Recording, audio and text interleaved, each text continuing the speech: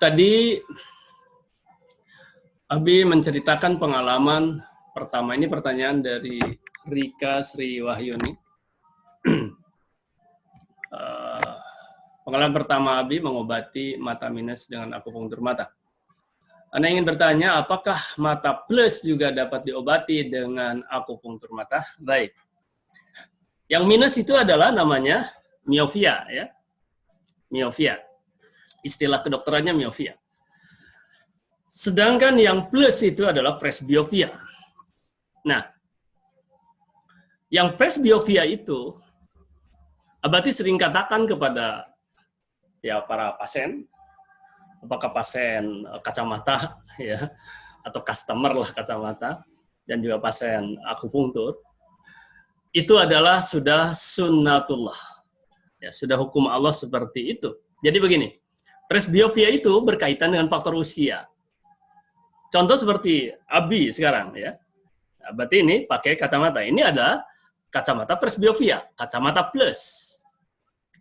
Nah, kacamata plus itu, kenapa menggunakan kacamata plus? Sebab ini misalnya lensa mata. Nah, ketika kita akomodasi, melihat jauh dia itu cekung. Ketika melihat dekat, yaitu melihat membaca misalnya, atau melihat komputer ini, dia itu cembung.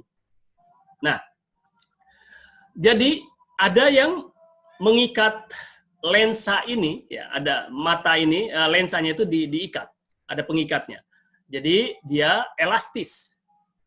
Nah, elastisitas, ya itu ligamentum namanya, ligamentum. Ligamennya ini, elastisitas pengikatnya itu sudah kurang, sudah mulai kaku. Jadi yang harusnya misalnya ketika kita melihat, sebut saja secara umum, ya, mengapa Abati katakan itu adalah sunnatullah, hukum Allah. Dicabut sedikit-sedikit nikmat oleh Allah itu dari manusia itu. Ya, Abati sebetulnya sudah membuat rancangan tulisan untuk mengarang buku, ya tanda-tanda kiamat dalam tubuh manusia. Ya diantaranya itu, penglihatan dicabut. Jadi, yang seharusnya seperti ini, misalnya cembungnya.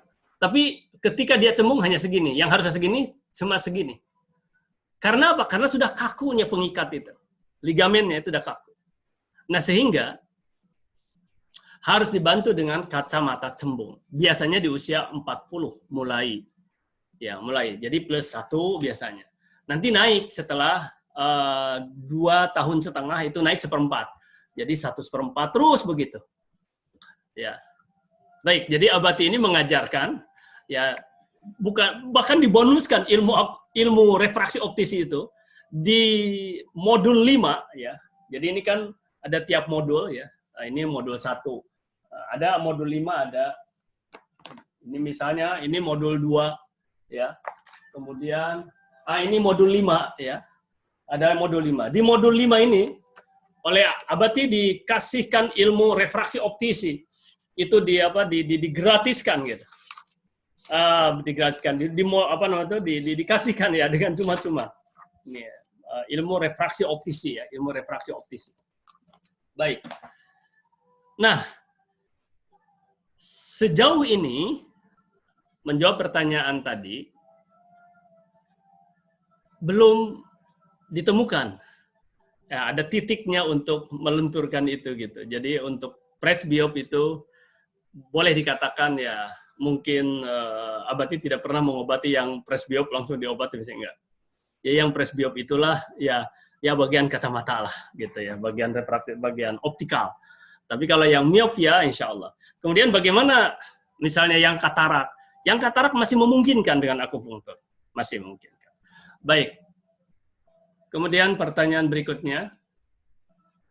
Oh ya, ini dari entah ibu atau siapa, ini Mulia Sari ya, Mulyasri ya. Assalamualaikum warahmatullahi wabarakatuh. Abi, lembaganya di Pekanbaru apakah ada pelatihan online? Iya. Jadi ada pelatihan online-nya. Jadi makanya diantarkan dulu dengan seminar ini. Ya, nanti di akhir di sesi 4 Abati akan sampaikan pelatihan online-nya. Ya. Dan pelatihan online-nya dan ini ya kabar gembiranya adalah ya namanya pelatihan. Ya cukup karena ini sedang mencoba menyebarkan ilmu ini, ya mudah-mudahan jadi amal jariah. Cukup hanya 10% sajalah dari pendanaan yang biasanya sangat-sangat kecil atau sangat-sangat terjangkau, artinya sangat-sangat murah. Nanti kita akan sampaikan. Insya Allah. Kemudian, permisi Abati, ini Francisca. Saya mau bertanya, bagaimana aku bisa mengobati penyakit kalau dilihat dari sisi logika atau ilmiah? Baik. Nanti, atau begini. Baiklah. Abati baca dulu. Bagaimana secara logisnya? Ya. Ini banyak teori ya, banyak teori. Di antaranya adalah, baik ini pertanyaan, kita ini kan di mana rasionalitasnya? Di mana rasionalitasnya pengobatan akupunktur bisa mengobati, bukan bisa menyembuhkan ya, bisa mengobati. Yang menyembuhkan itu adalah hak prerogatif Allah Azza wa Jalla. Dan sangat-sangat dahsyat sekali. Ya, pengalaman-pengalaman. Nggak usah yang lama-lama pengalaman Abati. Yang sekarang-sekarang, ya pasien-pasien sekarang yang sedang Abati hadapi juga dahsyat-dahsyat. Ya, para peserta sekalian. Dan Abati punya bukti-bukti, misalnya menggunakan, yang pertama adalah testimoninya, yang kedua adalah kita menggunakan diagnosis misalnya yang sederhana lah, walaupun oleh dokter-dokter juga digunakan, yaitu QRMA ya, yang menggunakan alat quantum resonance magnetic analyzer. Itu kemarin itu, nanti barangkali mudah-mudahan kalau sempat ya waktunya. Jadi begini, Paksi ya, Paksi ini adalah lembaganya di akupunktur, yaitu Persatuan Akupunktur Seluruh Indonesia, asosiasinya ya. Nah, Paksi ini punya motonya adalah marem. Motonya adalah marem. Marem itu adalah mudah. Ya, M-nya mudah. Akupunktur itu mudah. Ya, jangan dianggap susah. Akupunktur itu mudah. Kemudian A-nya adalah aman. Aman, tanpa efek samping. Kemudian R-nya adalah realistis. Nah, ini ada pertanyaan dengan tadi mungkin siapa Jessica, siapa? Francisca ya, Francisca yang bertanya. Realistis. Jadi realistis itu artinya bisa diterima secara nalar, secara akal ya.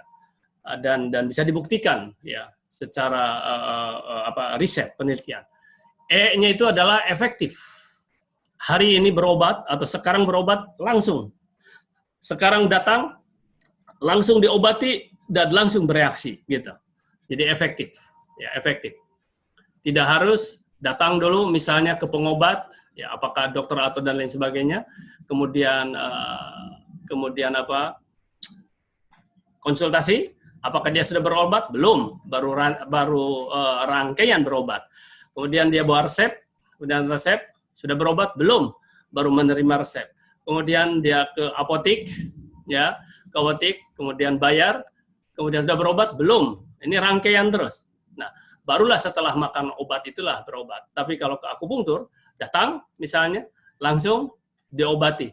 Nah, efektifnya di sana, ya, efisien lah, ya, bukan efisien.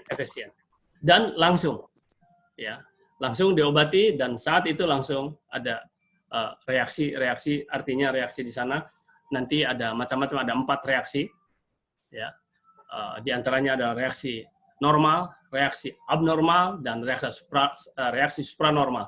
Itu nanti di kelas biasanya Abati sampaikan. Nah, sekarang yang realistis dulu. Contoh.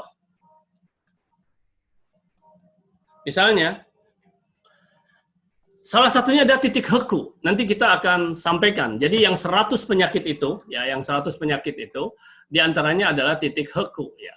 Titik heku ini adalah titik 24. Ini adalah meridian usus besar. Ya. Nah, titik heku di sini, titik heku.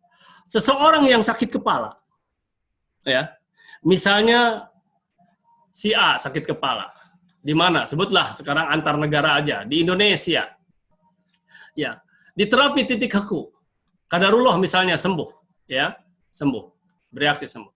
Terus si B, ya, si B, misalnya di mana? Di Malaysia, misalnya, sebutlah, ya, di Malaysia. Sakit kepala sama, kemudian diobati titik heku, misalnya. kemudian sembuh. Nah, dan begitu seterusnya, maka ini akan menjadi sebuah ilmu. Kan seperti itu, ilmu. Nah, persoalannya sekarang, di mana logikanya kok bisa bereaksi misalnya bisa sembuh? Jadi begini, titik heku ini ternyata setelah diriset oleh para ahlinya, kalau kita sebagai user saja, itu merangsang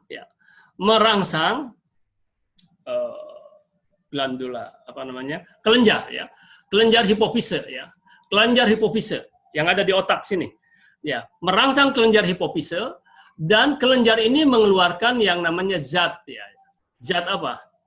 Endomorfin